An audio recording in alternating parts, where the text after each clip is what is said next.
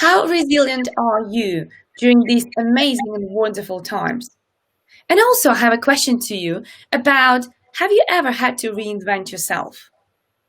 Today, with absolutely amazing, and look at her, gorgeous Ruth Owen, we actually will be discussing how to become resilient and how to reinvent yourself. Ruth Owen is not only an amazing speaker, a mother of six. Can you relate? I mean, I have only one, and that's already quite a lot, right? She's also a former radio and TV journalist, and she had to born again as a broadcaster right now. She's presenting inspired conversations on Inspire Radio, but she's also an adventurer. So if you have been to North Pole and Antarctica, probably you could have met her. And there's so many other titles which Ruth is carrying with her. But today I will allow her to come to the studio and say, hi, darling. Hi, Ruth. How are you today? I'm wonderful. Thank you, Olga. And it's so fantastic to be with you on your show. Thank you for inviting me. Oh my God, I'm so delighted to have you on my show because I know how awesome you are. We spoke with you so many times at Professional Speaking Association meetings. And also, you were so kind to invite me to your radio show. That was so delightful. I know, you were amazing. I mean, what a story, Olga. Coming to a country that you didn't know, that you couldn't speak the language, you didn't know how you were going to support yourself, and you've done it. I mean, look at you. You are incredible. What a success story. I think every woman should take a leaf out of your book. Oh, thank you so much. This is very, very kind of you. But I think between you and me, we share quite a lot of resilience journey. And between you and me, we actually had to reinvent ourselves quite a few times. But would you like to share, Ruth? What would be your main tips, which we can give away to the audience right on the spot in the beginning about resilience? What people can do in terms of resilience? And feel free to drop any stories, any examples, so people can get inspired. Well, I think resilience is about being self-reliant, and it's about not expecting anybody else to come and rescue you. Because I think if you have that belief in yourself that you can cope with no matter what life throws at you, you will always be in a good place. So I think as women, especially, I think we're brought up with these stories, Beauty and the Beast and Sleeping Beauty, to think that a man is going to come and rescue us, or somebody else is going to come to our rescue when we're in trouble. And I've learned through experience time and time again that actually the only person you can rely on is yourself. So make yourself your best friend. That's what I would say, Olga. I love that. And this is so powerful. But actually, I'm sure you will probably agree to that. Well, I hope so. Because relying on yourself is easier to say rather to do. When you since a childhood rely on your parents to tell you what you should wear, which school you should go, and the teachers teach you what you should do, what you shouldn't do, and rules and all the rest of things. So I think relying on yourself, it's such a journey. Could you share with us how exactly you had your journey in terms of how did you learn to rely on yourself and what our audience can take away? Well, I think my self-reliance started very early on. I was probably 7 when I found out that I was adopted. Now, that's quite a shock, when you have assumed all your life that your mum and dad are your mum and dad. And all of a sudden you find out they're not actually your mum and dad. Wow. So it's like being, standing in an earthquake, and what you thought was solid ground beneath your feet starts to move and starts to shake. And everything that you thought was solid is now no longer solid, but it's fluid. It's moving. So when you're 7, you don't really have a proper concept of how the world works, and you can't reason why something is the way it is. It just is. And so my way of coping with it at that age was to invent all sorts of fantasies. I had this wonderful fantasy, Olga, that I was actually a princess. Oh, And that one day I would be rescued and taken back to this wonderful castle. You know, I imagined a white castle on a cliff with turrets and flags, and I was big into ponies, so I assumed that once I was in this castle that I would have access to my own pony, who would of course be white and beautiful and, you know, pink ribbons in its tail and that kind of thing. So that was my fantasy, and that kind of helped me cope with this huge disruption in my life. And I began to realize that you could only actually rely on yourself. And I remember thinking this as a 9-year-old. Now, this is quite a profound thing and quite a shocking thing for a 9-year-old to think, that it was no use loving anybody else because they would either die or go away.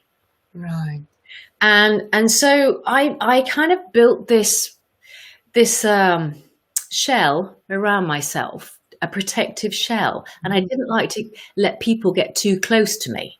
Yeah. So I've had to learn to let go of that in my life, but also keep that kind of kernel of me that nobody else can access, that nobody else can take or bend to their will, and that underneath everything is the me that will always be there for me.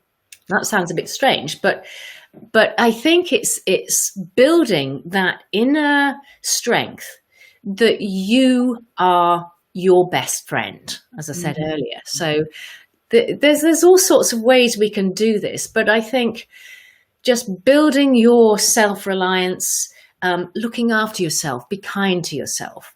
You know, I went through 20 years of being through a fairly gruesome experience, being married to somebody who didn't really appreciate me, in fact, bullied me. Wow. And so I had to learn to take that on board and deal with it while still being the best mother I could be, and still trying to keep up the appearances and try and keep myself together. And so I felt the way I could do that was to look after myself in the best way that I knew how, which was eat the best I could, exercise, just make time for myself, either to go out for a walk or to have a bath or just do something that was for me. I mean, I remember when I had 5 children aged 5 and under, and it was fairly full on. And I used to kind of run away to the bathroom and lock the door just so I could have 5 minutes of peace. But inevitably there'd be a knock on the door. It's like, Mummy, Mummy. And I go, oh, just a minute, darling. I just need a little bit of a time, you know, on my own. So however it comes to you, make sure you give yourself that time and you give yourself that nurturing, because if you don't do it, who else is going to do it? So it's about building your self-reliance. It's about building kindness into your day for yourself. And then you'll find that you fill your cup up and you're able to give to others in a way that if you're always giving yourself away, you become empty and deflated, and then you can't give anymore. So look after yourself first. I love that. And what you're saying there is so profound. It sounds so simple. Just go and look after yourself and make sure you do a good job around it. But actually, so many people neglect it. But Ruth, I'm so inspired right now. You had such a journey. I mean, when I was on your show and you were asking me questions, I felt like, oh my God, that was quite early, you know, from my side to start my journey at the age of 30. Yes. You started your journey at the age of 7. Well, we all start early, don't we? We maybe don't realize it. I think, you know, when you wake up a little bit to your self-awareness grows, and you start to see things and how it all fits together. And I'm a great believer in synchronicities. And when you're ready and when you're open for opportunities to come, they will come. But it's about recognizing it, and it's about being ready. I think it was Seneca, wasn't it, who said there's no such thing as luck. It's when preparation meets opportunity. and you call that luck. So it's about building your own luck as well, but starting small and doing it bit by bit. But what also I want to say is it reminds me of a story of when I was in the courtroom, and I did 6 days in the witness box when I was trying to get unmarried. And I had 4 days of cross questioning by a really top level lawyer who was charged with destroying me in the witness box. Wow. And 4 days, I tell you what, it's the most lonely place on the planet, because you cannot discuss whatever's going on with anybody. You can't even discuss it with your lawyers. Mm-hmm. You certainly can't discuss it with friends, family, or anybody else. So you are totally on your own. And it was the end of day 4. And I could see where this man was leading the questioning. And I thought to myself, he's not going to get me. He's not going to beat me. And he asked me a question. And I leaned forward. I said, "Excuse me, Mr. McDermott, you might be one of the best criminal lawyers on the planet, but let me tell you, I'm not a criminal." And to my amazement, the judge started to laugh, and then all the other lawyers started to laugh. And my ex at the time was sitting at the back of the courtroom, and steam was coming out of his ears. He was the only one that wasn't laughing. And I said, "And I'll tell you another thing, Mr. McDermott." I said, "My husband told me 6 months ago he was going to destroy me in the witness box, that he'd hired a Rottweiler who was going to tear me to shreds. Well, I'm telling you, you're not going to do that either." No way. The judge nearly fell off his chair. Everybody roared with laughter. And this poor man, I felt actually quite sorry for him. He was shuffling his papers. He went as bright red as a beetroot. And he was hopping from foot to foot. And he went, "Oh, a Rottweiler." He said, I always thought of myself as a hush puppy." So everybody laughed even more. And he sat down like a deflated balloon. And that was the end of his cross questioning. And I tell you what, Olga, I came out of that room, that courtroom, and I felt 10 feet tall. Wow. And what was even better was he then came out with all his files and whatnot under his arm and 2 bags. And this was a very, very high-powered barrister. And he caught my eye and he put his head down. He was so embarrassed and he shuffled off as quickly as he could. And I thought, yes. Wow. But I've got a question here. When you said I was trying to get unmarried, Yes. specific reason why you use this term rather than getting divorced?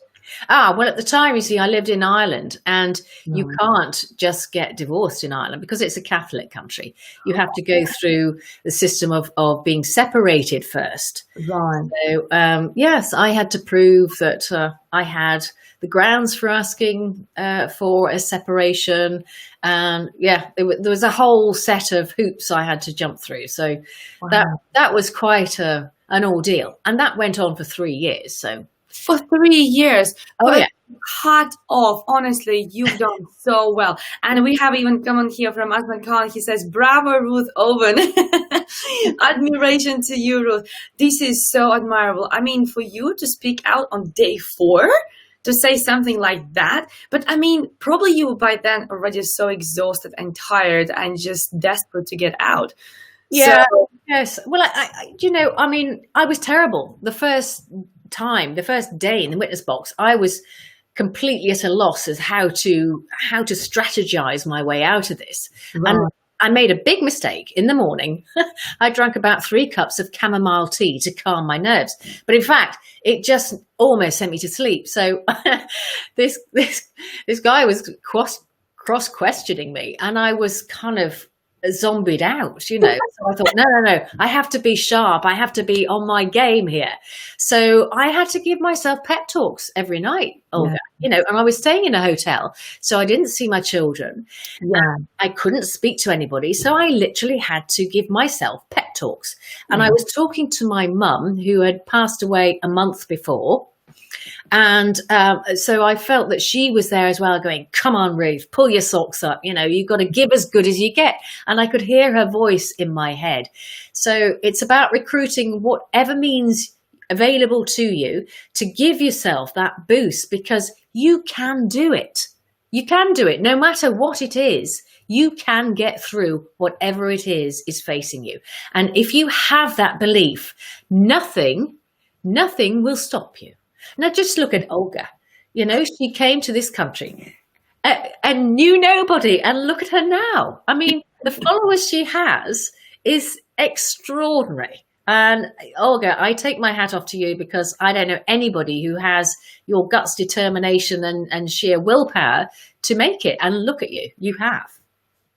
Well, it's about our whys, right? You had your why. And actually, we do have a question about this from Howard on YouTube, those who cannot see it, which I'll say in a minute. But my why was to establish myself. My why was to help others. And once I reach a certain point, so I can inspire even more and help even more. So when you have really strong why, then you really fight for that. But we actually have a really interesting why here from Howard, if you don't mind answering this question. Mm-hmm. Ruth, why did your husband try to stop the separation? That's a very good question, Howard. I think it's to do with some people, when they feel like they own other people, they want to control terms and conditions. And unless it's on their terms and conditions, that's not acceptable. Mm. So I think it's, you have to understand who is your opponent and play the game. There was a very good book that my lawyer recommended I read called Tactics by Edward de Bono. Mm. And it's about knowing your opponent and then using tactics that they would not expect you to use. So surprising them and doing things that you wouldn't normally necessarily do, but that takes them off guard.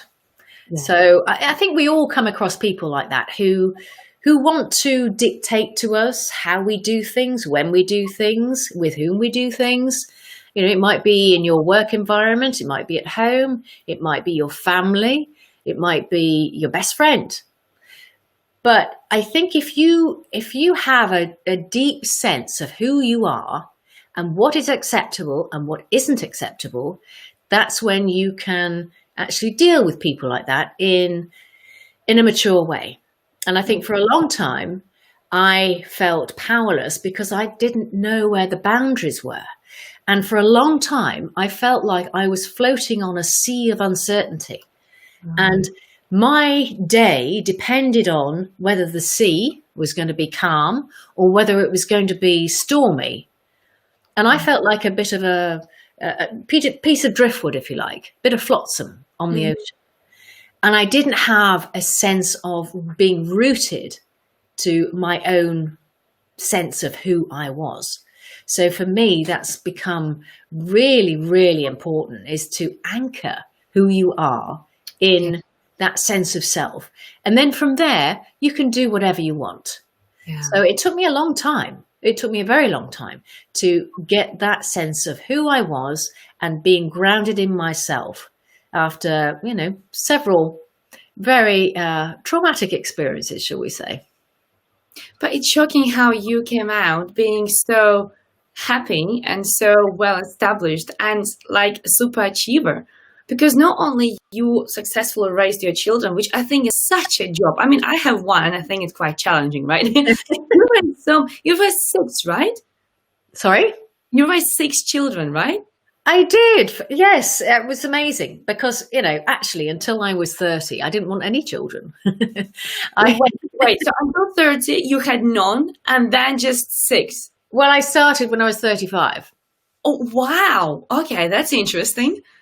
Yes. Well, I thought, maybe I'll miss out on something extraordinary if I don't have children. Because, until I was 30, I was really considerably concentrated on being the best I could be as a TV journalist. And I wanted to go to London, and I was headed for the big lights, and I had my sights set on that. And I wanted to work for the BBC in London, doing the nightly news or whatever. And then my path got interrupted, and I got swept off somewhere else and went on a different path. So anyway, I found myself married at 34, and immediately I thought, I do want children.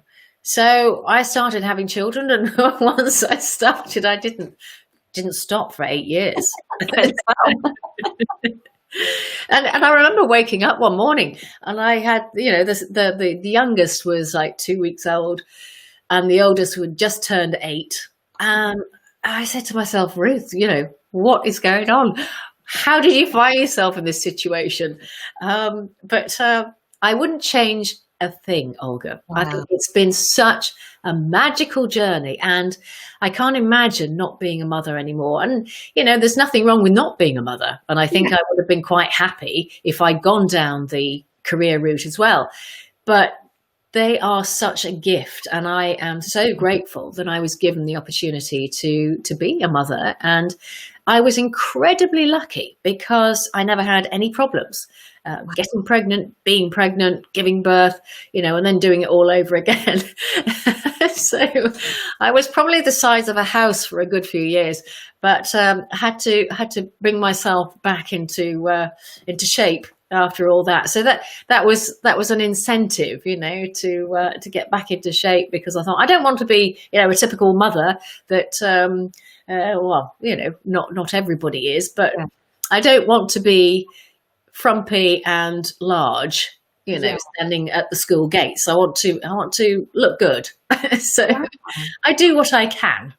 This is amazing, because now you're talking about physical reshaping, reinventing yourself. And also you mentioned earlier your emotional journey, when actually you had to become stronger, you had to prep yourself, you had to have a word with yourself. So you're talking about several reinventions so far. Well, yes, but we are complex beings, aren't we? And we all have several aspects to us. There's the mental aspect, the physical aspect, the psychological aspect, the emotional aspect. All of those things need attention. And all of those things need to improve and grow and become stronger to make sure that you are a whole person. And you see, I want to be the best version of myself every day. Now, I don't always come up to scratch. And sometimes we have an off day, and that's okay. Yeah. But on the whole, if you can look back and say, well, I think I'm better than I was 6 months ago, or I think I'm better than I was 10 years ago, then you're moving in the right direction. And I have a great belief, and I've always said this to my children, that the day that I don't want to learn anymore will be the day that I die.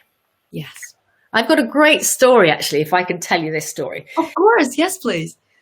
My great aunt Annie, she was my dad's aunt, and she was 94 and still living by herself. She wore high heels. She went off to extraordinary places on her own. Now, this was going back to the 1980s, when a lot of communist countries were very closed and not at all open to travellers and what have you. And she would go off by herself to places like Yugoslavia and Albania. And she had a fascination for these places. I'm not sure why. But she grew her own vegetables. She did her own gardening. And she also played poker on a Sunday. And I remember going to visit her when I was about 18. And I'd been shopping with my mum, so we called in to see her. And she said, "Hey, it's lovely to see you." She said, "Do you want a gin and tonic?" She didn't offer you a cup of tea. It was a gin and tonic. So we said, "Oh, yes, all right then, Auntie Annie." So she gave us this massive gin and tonic each, this much gin and this much tonic. And then she got the fags out. So we're all sitting there smoking away. And then she saw her friend coming up the driveway. She goes, "Hey, bloody hell," she said, "put your fags out." She says, "It's our Mabel. I play poker with her. She doesn't know that I smoke." Well, Auntie Annie, bless her, she fell and broke her hip when she was 95, Oh. and she got taken into a nursing home. Well, she hated it. So after 2 days, she discharged herself and went home. And she struggled by herself because she was very proud. She didn't want assistance. But a couple of months later, she fell again and injured her same hip. So got taken to another home. And she'd been there for a week. And the nurse came in one morning at 8 o'clock with a cup of tea. And she said, "Hey, Annie," she said, "you're not up. You're usually up and about at this hour." She says, "Hey, you know what? I don't feel right good." She said, "I'm just going to lie in bed for a bit. Come back in a couple of hours and we'll see where we are." When the nurse went back a couple of hours later, she died peacefully in bed. And I think she had decided, enough's enough. I don't want to live like this. I can't live on my own. So I'm just going to go. Wow. And I think that is amazing. And that's the way I want to go. Yeah, sounds very peaceful. Sounds like not trouble. Sounds like not trauma in terms of not car accident, not, kind of heart attack painful. But that sounds really, really peaceful and good. Well, it's going on your own terms, isn't it? What a story. Exactly. And she lived her life and even death on your own terms. Oh, yeah. Bad. That's amazing. But talking about traveling, I really admire that she was traveling even all the way to Yugoslavia when people probably go back then. Yeah. Wow, that's surprising. But you'll be surprised how international we are today, actually. Really? So we have India, we have Bangladesh. Wow, hello. We have New York. Oh, as Matt says, 3 cups of chamomile tea. He's like surprised. How many? 3? That's right. Yes. And we have New York. How amazing is that? This is awesome. Wow. Everybody who joined us. And Ruth, would you mind to share with us, where are you based right now? Where am I what? Where are you based? Where are you located right now? I am in North Yorkshire. I moved back to England 5 years ago. I was abroad for 25 years. I lived in various places. I was in Miami and the Caribbean for a while. And I lived in Southern Ireland, actually, for 22 years. So that's where all my children were born. So I remember going into the hospital, the same hospital, for the 6th time. And I went, "Oh, hi, girls." And they went, "Jeez, you're back again, Mrs." And I went, "Yeah, well, this is the last time you'll see me." "Sure, you said that the last day." I went, "No, that's it. It's enough." This is crazy, Ruth. So not only you had lots of children between 35 and 45. Is it right? 43, yeah. 43. You also lived in so many countries. Wow, This is remarkable. And you also had so many different careers. This is absolutely shocking. Honestly, you are the woman who is not just inspirational. It's like crazy inspirational. Who does that, Ruth? Well, listen, I didn't do all of them terribly well, but I tell you what I did do very well. My career as a pirate. That went really well. A pirate? Yes, I was a pirate. I thought I had something wrong with my ears. A pirate. Yeah. Tell us more, Ruth. Well, this was before I got married. This is when I first moved out to the Caribbean, and I was working for a promotion company that then diversified into doing tours for tourists, especially cruise ship tourists around the Caribbean. So we had a number of boats, some of which took you under the water to see the coral and the fish and the shipwrecks. And then we also had this replica of a 17th century Spanish galleon, which was fantastic. It was called the Jolly Roger. So we used to take tourists out and show them, where all the pirates used to hang out and the shipwrecks, and we used to drop anchor and let them swing off the ropes and dive into the sea and all that. And we'd serve rum punch, and then we used to take the naughty ones, the tourists that weren't behaving. We'd make them scrub the deck with a toothbrush, and then we'd tie them to the mast and throw iced water over them and all sorts of things. It was great. And so I had to train people how to be pirates, to do the tour. So I was in charge of hiring people and finding the costumes and showing them how to be a pirate. And we had this little show that went on the deck. And part of the show was a woman pirate, and there were women pirates. Anne Bonny was probably the most famous one. And I was looking for a girl pirate and I couldn't find one. So the show had to go on. So I had to be the pirate for 6 weeks, the girl pirate. So it was fantastic. I've never had so much fun in my life. It was a great job. Wow, this is shocking. I mean, I never expected to hear that on a live show. You're a pirate. This is crazy. And how did you, because I know you also went all the way to Antarctica, right? And North Pole. I did, yes. Wow, how did you do that? What the hell? Are you a pirate? Again, I was talking earlier about being in the moment, and when you're kind of aligned, then synchronicities happen, right? And it's about preparing for that and expecting it, and then when it comes and knocks on your door, you go, oh yeah, I've been expecting you, let's go. Yeah. So what happened when I was working as a TV journalist, this is going back to the mid-80s now, and a job came up to go to the North Pole. Now, we were at a regional TV station, so this was not the normal run-of-the-mill job. This was like, wow, the biggest job ever, Wow. And I was the new kid on the block. I'd only been in television 6 weeks. 6 months. Wow. And one of the senior journalists was selected to go to the North Pole to report on a local man who was leading an expedition to the North Pole. And he was the first man in history to walk to both poles. And his name was Robert Swan. Wow.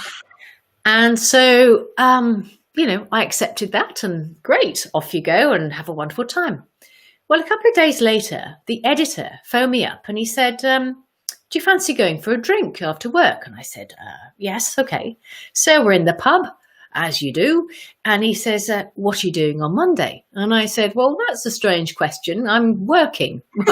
Why, why would you ask me that? So he says, well, do you fancy going to the North Pole? And I went, are you kidding me? I said, I'll bite your hand off. So he says, well, pack your bag because you're going. So, Olga, I didn't ask any questions. If something presents itself like that, you don't ask questions. You go, I'm there. Well, yeah. I had never flown transatlantic before. This was a whole new world for me. And I ended up at the north part of Canada in the Arctic Circle at a place called Resolute Bay, which is about 600 miles south of the actual North Pole. And it's the most northerly inhabited part of Canada where the Inuits live. And I was with 200 journalists from around the world. I was completely out of my depth. But this is where resilience and ingenuity and self-reliance comes in, because I was asked to file a story on satellite, which was the only way you could do it then. Yeah. But I didn't have any pictures because the camera crew that I was supposed to be using the pictures from was stuck at the North Pole with the team because the weather had closed in.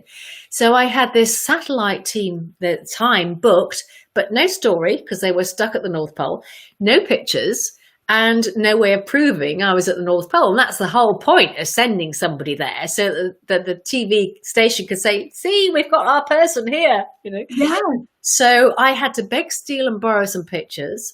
I had to beg this man who traveled 60 hours from Australia to stand and point his camera at me. And he says, I'm so tired, I just want to sleep. I said, look, I'll just do it in one take. Please, just point your camera at me for 30 seconds. That's all I'm asking. So I got that. And then I had to do a live voiceover. I sent the pictures over and I had to do a live voiceover.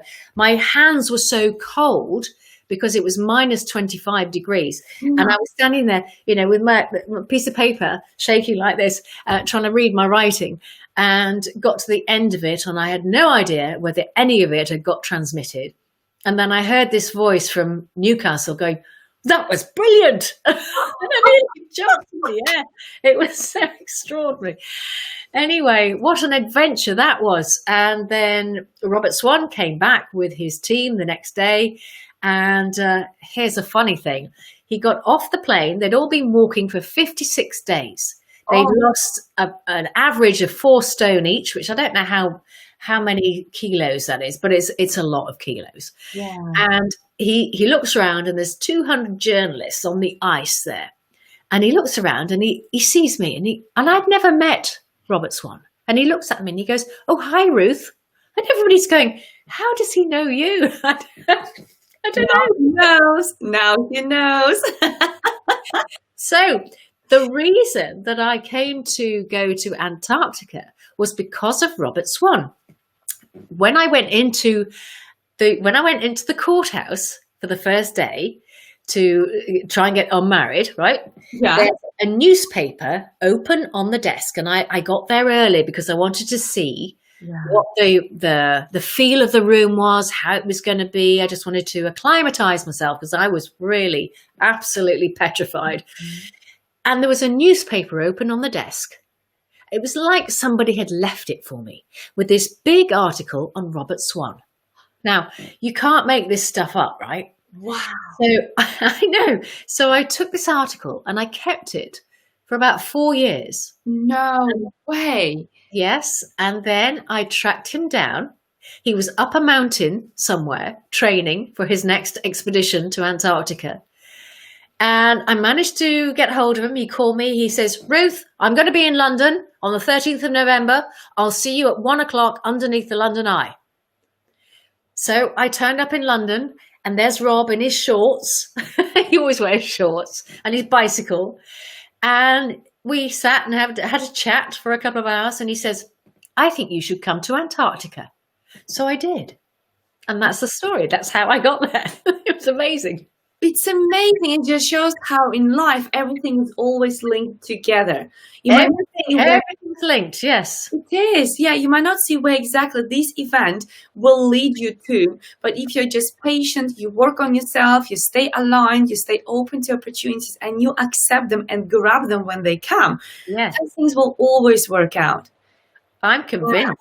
This is shocking. And I think you are definitely the best person to speak to when it comes to reinvention, because it feels like you so few times had to really turn yourself upside down, inwards, outwards, because you had to adapt to so many different situations. I know. But Wow. I think if you just have belief in yourself, and also I have a very strong belief that the universe always wants what's best for you. Yeah. So even if you're going through horrible times, terrible things, and the worst thing ever you can imagine hits you, something comes out of left field when you're not expecting it, which is always the way, by the way. Mm-hmm. Yeah. If you think, okay, what is the lesson that I'm supposed to be learning from this experience? If you remove yourself from the immediacy and the trauma of what's going on, there's always something you can learn. And there's always a nugget of information that you can take away, and you can say to yourself, that's why it happened. Now I know how to deal with that. Now I can avoid it because I can see if it's coming at me again, and I can do a side step and avoid it. So it kind of arms you for the future, that if you're closed to it, and if you don't open yourself to the possibility of learning from an experience, then guess what? You're going to have it repeating itself time and time again until eventually maybe the penny will drop. But isn't it better to say, okay, what do I need to learn from this now? And then you don't have to go through the same thing again. Now, it's not going to stop another thing happening to you, is it? But that's what life is. Wouldn't it be boring though if there were no challenges? Wouldn't it be boring if we all sailed through life and everything was wonderful and people were just beautiful and delicious and helpful and kind? It would be lovely, but how would we learn from that? I think it's only when we actually go through traumas and challenges and obstacles that we learn. And that is so true. But again, Sometimes people don't recognize that it's time to extract some lessons. It's time to stop repeating the patterns. And it's Mm. time to just freeze, look around your life, and understand that it's time to reinvent yourself. And actually, we have a question about this. If you're okay, are you all right to take a question, Ruth? Yeah. That's wonderful. So the question is, how do we know, and this question is linked in, by the way, those who cannot see it on Facebook or YouTube, how do we know that we need to reinvent ourselves? Interesting. Maybe if you can say and maybe explain a couple of examples how people can recognize whether it's time to reinvent. Maybe there's some symptoms, maybe there's something that actually can indicate that's it. It's time now. You have to reinvent yourself. What would you say about that? Well, I think you come to a realization at some point that it's not working. Mm. If I can tell you another story. Oh, yeah. Yeah. I was with the family. We were on holiday. We were skiing in Colorado. Mm-hmm. And we were finishing up our holiday and about to fly home. Now, we had 6 children and we had an au pair with us at the time. And there were 8 of us in the family and an au pair. So that's a lot of people. It's a lot of bags. It's a lot of organization. And for one reason or another, we set off late to go to the airport. And my husband at the time was in the car in front, and he was in the 4x4, and I was in an ordinary car. And in Colorado in January, there's a lot of slush and snow on the road, and it's dangerous.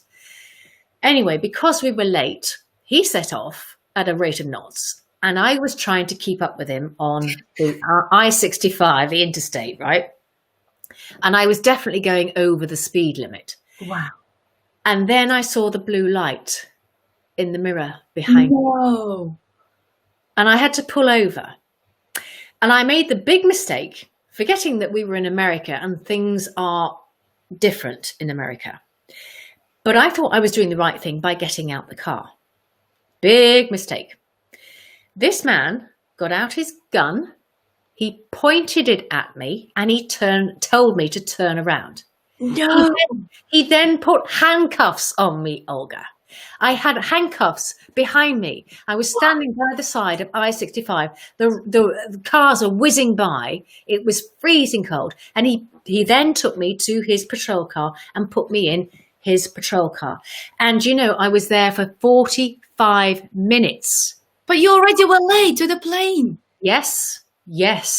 And at that point, I just wanted to crawl into a hole and just expire. This was like the worst thing that had ever happened to me. This man, he wanted to put me in jail for the weekend. It was a Friday. I'm serious. He said, it's a Friday. The judge has gone home. You're going to go into jail for the weekend and you'll be in the courthouse on Monday morning. So, why? Well, because I'd been, speeding and I was only trying to keep up with the person in front of me.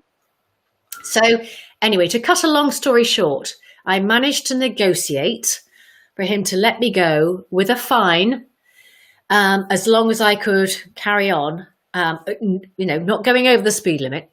So when I got to the airport, my ex was standing on the side of the road and he had his phone, so he could have called to see how I was or what was happening or any update. Nothing. He never called me. And you know what? The thing that really made me realize that things had to change was when I got out the car and he said, how could you be so stupid as to get yourself arrested? There was no sympathy. There was no empathy. There was no consolation.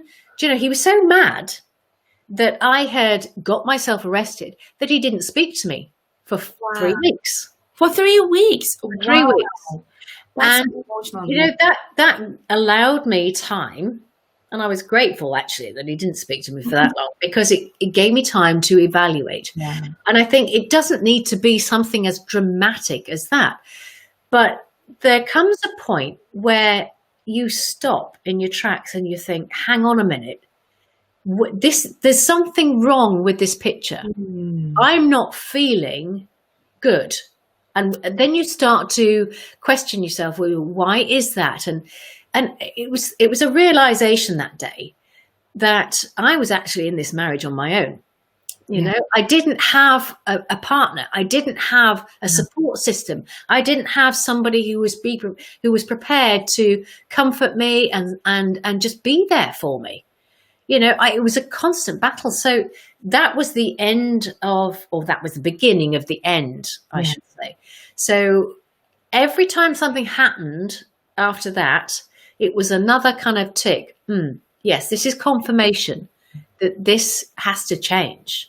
And I have to do something, because I cannot continue to live in this kind of environment. I'm not being nourished. I'm not being supported. And I am supposed to be nourishing and supporting a lot of young children at the time. But, you know, I can't do it if I'm living in this regime, which is just not serving me at all. So I think whatever situation you're in, you know, if it doesn't feel right, then it probably isn't right. I love that. And I think this is really good thermometer to use. If it doesn't feel right, most likely something is actually not right. And you have to just look around and see what can be changed, what can be transformed, what can be reinvented. But Ruth, what a story. To get yourself in such trouble. I know. Out of the car. This is really shocking. And I think it really goes in line with what's happening right now in the world. You know, even back then, things were already happening. And it's just one of those when things can be misunderstood and not taken into 100% consideration, because he didn't know you're not local and you didn't know you're not supposed to come out of the car. That's it. I know. Yeah. But I think we are all in extraordinary times at the moment. And I think rather than look at the negative side of things, I think my inclination is always to see what is the positive we can get out of this situation. So yes, a lot of people are suffering. A lot of people are going through awful, awful traumas. And I don't doubt that for 1 minute. And I feel so bad for the people that are suffering the most. But I think there's always a grain of hope, and there's always the possibility of things shifting and becoming better. And I think it's a good opportunity for us all to reinvent ourselves in some way. You know, do we really want to go back to where we were before? Do we really want to keep living the way we lived before? And, you know, whether it's on the hamster wheel of a career or whether it's spending hours in a commuting system that you feel powerless to change in some way. Now things are more fluid. So a lot of us are able now to work from home. And so we're not spending hours and hours in a commute, right? So what can you do with that time? What else can you learn? What else can you do that is outside maybe your sphere of knowledge that will help you in your progression forward in whatever you want to do? I mean, I've just started learning Italian, which is great fun. Oh, wow. Okay. That's something new. But I mean, it's a lockdown. Who knows? Maybe you will move next time to Italy while I'm speaking. Maybe. But I think I love language. I think there's so much possibility with language. And I love the fact that I can speak French. So I thought, you know, I'd like to be able to learn another language as well. And I love Italy. So I thought, well, why not learn Italian? That's amazing. Wow. So you speak English, French, and now you're going to be learning Italian. Any other languages? Well, I did speak German when I was 19. I was kind of fluid because I lived there for several months. So ich kann nur ein bisschen Deutsch. Those who are Germans with us. Yeah, I can speak very, very basic. I think if I went back to Germany, then I think in a month or two I would be okay again. But it's very rusty. See, you've got to use these skills, otherwise you lose them, don't you? I agree with you totally because my first language is Russian and Mm. then second is Latvian. And English was my fourth language. So, Wow. and I must say that now I can't speak as well in Russian as I used to. And in terms of writing, I have to double check myself. So that's because I don't use that. So it's about the practice. Yeah, yeah, it is. Yeah. Well, Wow. 4 languages, that's something else, Well, Olga. I also speak more languages.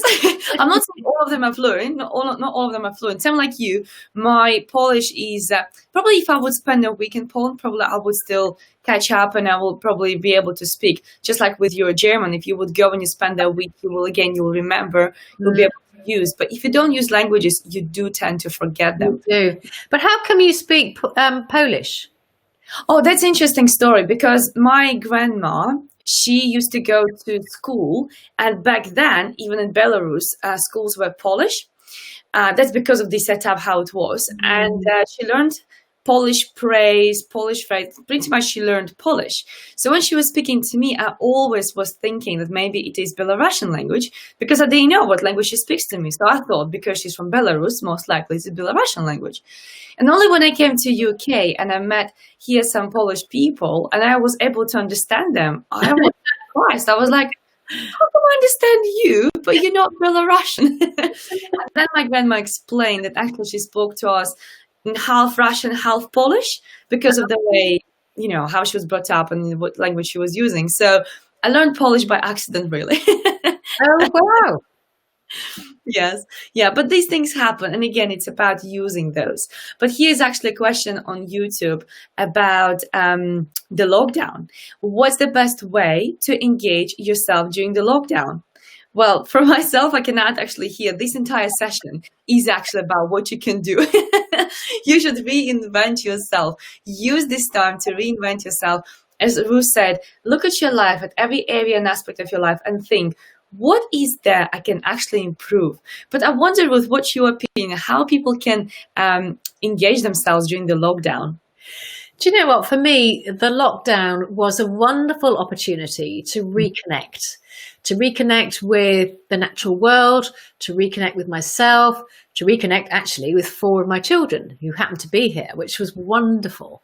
So we did a lot of baking. We did, dinners outside because it was wonderful weather. We went on lovely walks. And it was so lovely to be able to spend that quality time with them. But I found for myself that going into the woods and going on these wonderful walks, it really brought nature back to me in a way that I hadn't appreciated before. So for some reason, I felt that the sky was bluer, that the birds were singing louder, that they were singing more amazing songs than before, that everything looked greener, everything looked fresher, and the air felt sweeter and smelt nicer than it did. And I appreciated the quietness. And I remember one day a plane flew over and I kind of looked and stopped and I thought, oh, that's a noise we haven't heard for a long time. And it's about just stopping and breathing, I think, and just allowing things to come into your consciousness, like, things that we had taken for granted. I think that's what the biggest gift, I think, is from this lockdown, is that we have time to appreciate the things that we had forgotten that we ought to appreciate, or that actually sustain us. For me, connection when you're out in nature is just so fundamental. And I don't know about you, but I feel better when I'm out in nature. It doesn't matter if it's raining or windy, it's that connection with the elements. Obviously, it's nice when it's sunny and warm and what have you. But I do love gardening as well. And I think that is my form of meditation, because I just empty my mind when I'm pottering around in the garden. And I love seeing things grow. And there's a great satisfaction of knowing that you're part of that system and that nurturing and that growth. And I just get a lot of enjoyment out of it. So I think for me, it's been an opportunity to do all those wonderful things. And I love that. And I agree with you here because I think if you train yourself to seek for opportunities in every situation, then even lockdown or another financial crisis or anything else will be just another opportunity for personal growth. As you said, more walks, more reconnection with yourself and the nature, start doing new activities. In your case, that's gardening. And I must say, I also did a little bit of gardening, but right now I really feel sorry for my garden because I'm away from home and I'm Oh, not sure who looked after my garden. So, yes, it is about inventing new hobbies, inventing new activities. And that's the reason I also decided to go away because right now, it's not that busy and I keep social distancing, but it allows me to actually explore around where there's less crowded, not that yeah. many people. So it's about using opportunities and coming up with ideas. So maybe that's why the connection is not that great sometimes because I'm away right now and I had to come up with a quite innovative things how to still do these live sessions. Otherwise, I could have just simply, drop them and not do them at all. But I didn't want to cancel them because it's so special. And also people like that because we had actually really amazing comment here from Antonia, and she's based in New York. She says, love, love, love your videos and your guests. So it's amazing. And that's why we're doing that. But I know also that this time of lockdown you were using to create a really unique program. Could you please tell us more about that? Because it is actually about really fascinating reinvention. Please tell us more details. Well, it's not quite ready, but it's getting there. So I want to have an online membership site called the Phoenix Club. So it's about the phoenix rising from the ashes, reinventing itself, coming back better, stronger, wiser, bigger than before. So I'll be launching it, and I want to help women who have come through divorce, separation, a long-term relationship anyway, come out the other side and thought to themselves, as I did, what is my life about? Who am I anymore? Because I've devoted so many years to looking after other people and forgetting about what I want and who I am. So it's about starting at ground zero, as I call it, and building yourself up. So I'm going to start a membership site. So there'll be tips and tools and takeaways and videos and encouragements and mini courses you can do to help you on your journey. So I hope to be able to hold your hand and assist you. How exciting is that? And knowing about you a bit more now, is it the part of your journey? Is it because you had this journey and now you want to give back? Yes, I do. I feel that I want to help other people who may feel lost, other women, because I think women of a certain age, let's say over the age of 40, I think we as a group have so much wisdom and knowledge and experience. And very often, I think women are kind of put to one side beyond a certain age because they're no longer in their youth bracket. But I think there's so much potential in these women that we need to get out there. We need to shine and we need to be the best version of ourselves so that we can spread love, happiness, joy, bliss, and be of use to society. So I think that's my mission. I love that. And this is a true example, a really powerful example, how you can look at your journey, see what moments actually made you who you are, and now use that story, use that inspiration to give back and help many more other people. This is a perfect example how to stay resilient and how to not only reinvent yourself, but also use that reinvented version for transforming other people's lives. Wow. Ruth, you are so inspirational. And I mean, before the show, we're discussing for how long we want to keep the show. And I must say, the show flew like 1 minute. Thank you so very much, Ruth. I thoroughly enjoyed learning more about you, and I thoroughly enjoyed seeing how much people admire you. They love your story about your grandma as well. So it's amazing. Thank you so very much for being here with us, sharing your wisdom. And is there anything else maybe you would like to share with the audience before we finish off this show? Well, I just want to invite you to find your bliss. Find what it is that sets you alive inside. I'm very, very fortunate that I've found Inspire Radio, and I'm back in radio after 30 odd years. I'm loving it. If you have an inspiring story to tell, or you want to share your story with me, please find me at inspireradio.co.uk and tell me your story, and maybe you could be my guest. That would be amazing. And I would love to hear if somebody from the audience actually will join your radio show as well. That's fabulous. And a part of Inspire Radio website, where else people can find you? Because I received your links on LinkedIn and Facebook. Is there any other way how you would like people to also connect with you? Facebook or LinkedIn is probably the best way, or at Inspire Radio. And I will let Olga know, if that's all right, when my online membership club is up and running, and then you can. I will definitely post the same information.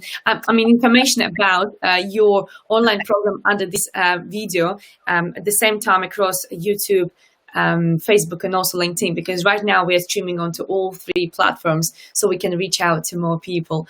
But Ruth, thank you so much for sharing your inspiration, your stories, your wisdom, as I said earlier, and your energy, because you do have a really, really amazing energy around you. So thank you so much for coming onto my show. Thank you, Olga. It's been a joy to be with you. Thank you. Thank you. And everybody else who was watching us, thank you so much for joining us from all over the world. It's a pleasure to see that we are reaching out to more people right now. Please share with those people whom you think Ruth can inspire with her story, with the way how she reinvented herself, and also with contact details, because maybe you know somebody who can come to Ruth Inspire Radio show, and then they can share a very inspirational story. So thank you everyone who tuned in with us. We'll see you tomorrow at 1 p.m. with a new inspiring story from another guest. But today we're going to say goodbye to Ruth, and we'll certainly have Ruth back again, because we had some comments about we want Ruth back. That's great. Thank you. Thank you. Bye-bye.